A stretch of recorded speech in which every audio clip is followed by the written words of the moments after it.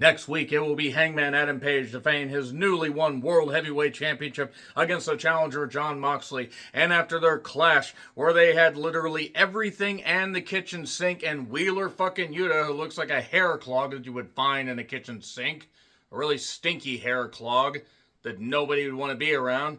You'd have to pay a plumber triple to even get near that goddamn hair plug. And then you'd wonder what the fuck actually happened. Did a woman just, shark that out and everything out of her goddamn twat? And oh my god, that's an actual human? What the fuck? Who would claim that as their actual goddamn child? The whole point is, though, yes, after their monumental clash, we are going to get Hangman versus Mox 2, Electric, hopefully not a lot of shenanigans, boogaloo, but don't worry, everyone is banned from ringside. That's right, everyone except for a referee. So the commentators must be basically about 100 feet away, so they're going to have to use goddamn binoculars because most of them are pretty goddamn old, and they're probably going to have to get a really, really big set of binoculars and a booster seat for Taz because he's not all that tall of an individual. He can't really stick his neck out anymore, and that means all the fans are going to have to watch from the goddamn roof, or they're going to have to peer down from the ceiling that Lionel Richie's walking on, and when Lionel Richie's not walking around on the ceiling, they're going to have to peer and say, I wonder if Hangman Page's reign will continue. Or are they going to do what WCW did in 97 to Lex Luger?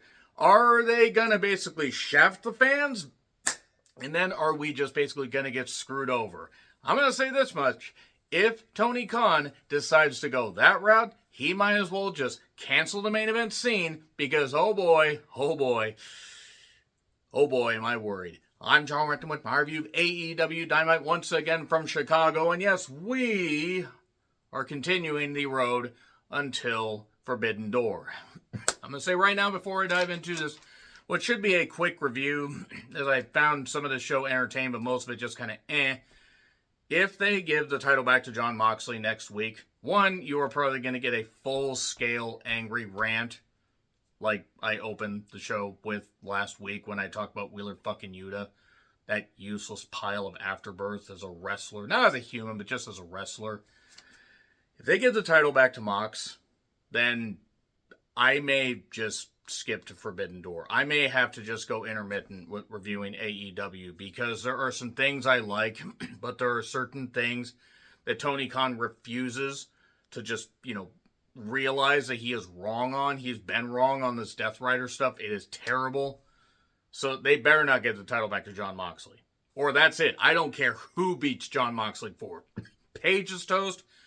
And Darby winning it, I don't really think it's going to matter because I don't think you're going to come back to Washington State anytime soon unless they come back for Full Gear or World's End in the winter. Good fucking luck with that. Anyway, so once again, in Chicago, Hangman did not call out Renee for the fact, hey, why is your husband doing a bunch of bullshit? Why don't you call him out? The hell kind of goddamn human being is she? What kind of goddamn wife is she?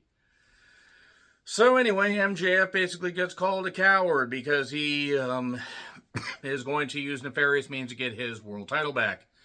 Hangman then took on Wheeler Yuta. They had Yuta get in offense. I don't care if he hit him from behind in his sneak attack. I don't give a shit. This little string bean hair clog looking motherfucker got in offense on the world champion. Whether you're a fan of Page or not, it's ridiculous. Yeah, it was quick, but you know what it should have been? It should have been bell ring, boot in the corner, powerbomb into the goddamn mat, jump over, buckshot, hopefully like Dynamite did to Mick Foley, and then 1, 2, 3. And there you go. There you go. Well, he beat him. It took twice as long as it needed, and then he was beating him up with a chain. Shame he didn't drag him into the goddamn Chicago River. Just anything to get Yuta off this fucking program. He is so he's so minute. He's so fucking useless. You goddamn piece of shit. I'm trying not to yell, but goddamn it, Wheeler Yuta is just such a fucking useless pile of goddamn foreskin afterbirth.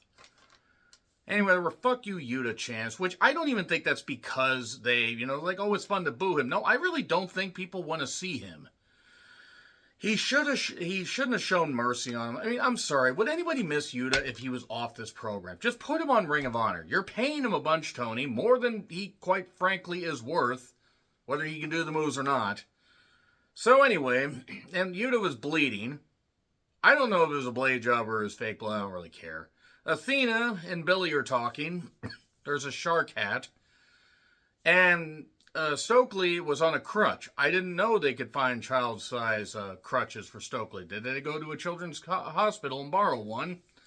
FTR took on Jet Speed in a tag tournament match. Oh boy, Tony Khan loves tournaments. Speedball may have hurt his knee. Knight got his knee targeted with a figure four spot, but then did his kicks. There were two backdrops also on the ramp. This went a while. It wasn't a bad match. I will say this is probably the best that FTR has been as heels, besides that match that they had with the Outrunners on Collision. But then we got a crutch-assisted roll-up 1, 2, 3. I think it was the longest match on the show. FTR won.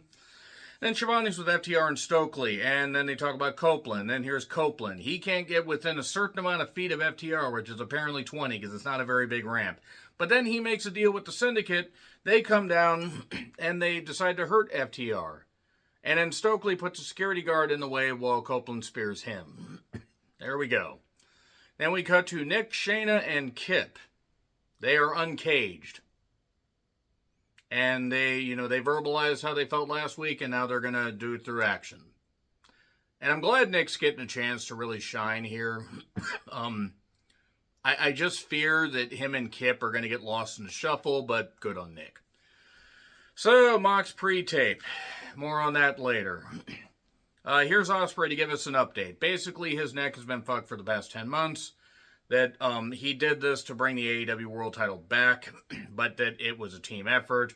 His C2 and his C6 are basically, get in his spinal cord or going into his spinal cord. And he plans to do stuff to be back in time for Forbidden Door. That is in a month. If he's back, it's going to be in a tag match or a six-man, and then he's going to have to be written off again. Maybe if Ospreay didn't do a ton of stupid shit that he didn't need to do at this point because people still love him and probably at this point don't want to see him get hurt. I'm guessing. I'm just guessing, bruv. And hopefully he's going to recover. He hugs Swerve on the ramp. It's a shame, too, because I was kind of hoping Ospreay would be the world champion, but all right. So, Thekla, I think it's Thekla, Julia, and Sky Blue are now a trio. Sky talks about hurting people, inspiring her, making her happy. There are worse ways to go. Who wouldn't want a woman to hurt them, if it makes her happy? Seriously, no wonder Kyle's so happy.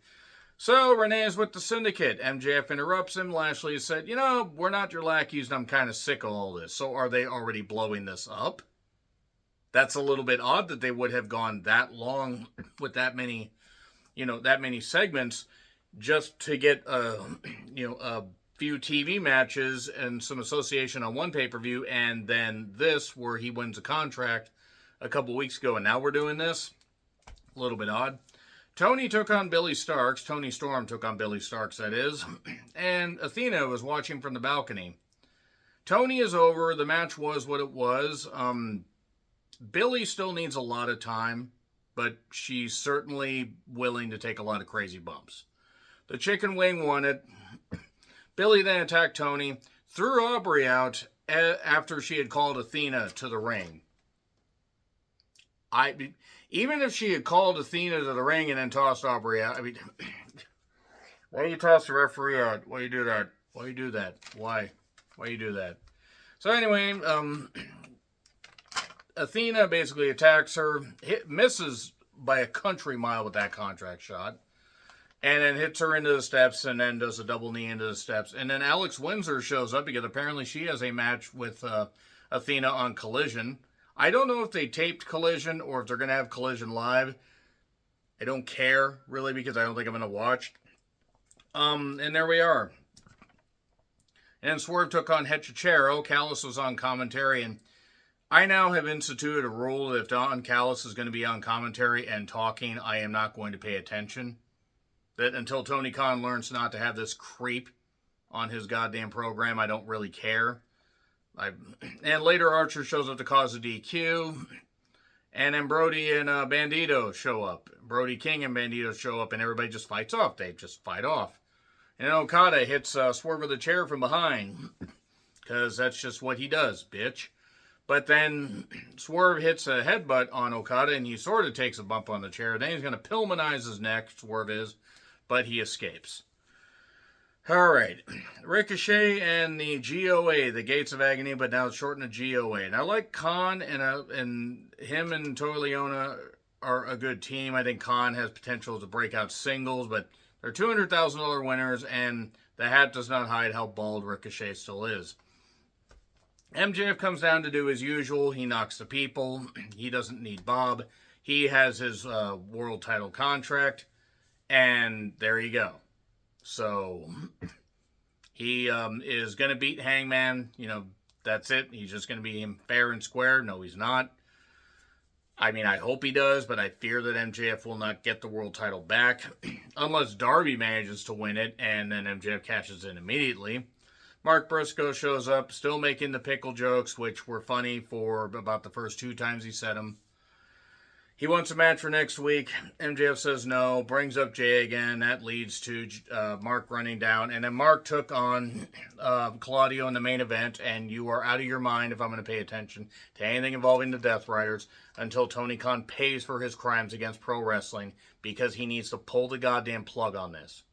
He needs to pull the fucking plug on this. He needs to cut the goddamn Achilles heels like that kid in goddamn Pet Sematary and just let this thing just ride out.